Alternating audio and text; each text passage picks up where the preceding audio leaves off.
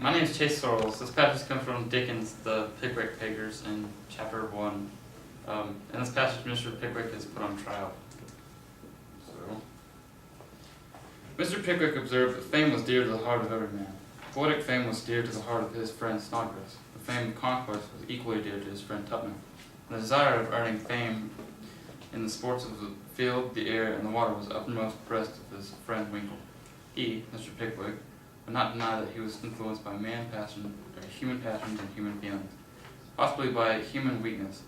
But this he would say, that if ever the fire of self-importance broke out in his bosom, the desire to benefit the human race in preference effectually quenched it. The praise of mankind was his swing. Philanthropy was the insurance office. He had felt some pride. He acknowledged it freely, and let his enemies make the most of it. He had felt some pride when he presented his titillating theory to the world.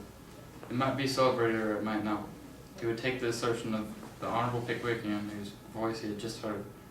It was celebrated, but if the fame of the treaty were to extend to the farthest confines of the known world, the pride with which he should reflect on the authorship of the production would be as nothing compared with the pride with which he looked round him. On this, the proudest moment of his existence, he was a humble individual. Still, he could not but feel that they had selected him for a service of great honor and some danger.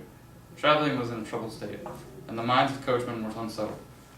Let them look abroad and contemplate the scenes which were enacting around them. Stagecoaches were setting in all directions, horses were bolting, boats were overturning, and the Honorable Pickwickian, who cried "No" so loudly, came forward and denied. If he could, who was it that cried "No"? Was it in some vain, disappointed man? He would not say haberdasher, who, jealous of the praise which had been, perhaps undeservedly, bestowed on Mr. Pickwick's researches, and smarting under the censure which had been heaped upon his own feeble attempts in rivalry, now took the vile and calumnious mode of it. Mr. Blotton rose to order. Did the Honorable Pickwickian allude to him? Mr. Pickwickian would not put up to be put down by clamor. He had alluded to the honorable gentleman. Mr. Blotton would only say then that he repelled the honorable gentleman's false and scurrilous accusation.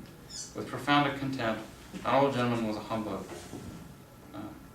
Mr. Snodgrass rose to order. He threw himself upon the chair. He wished to know whether this disgraceful contest between two members of that club should be allowed to continue. The chairman was quite sure the Honorable Pickwickian would withdraw the expression he had just used of.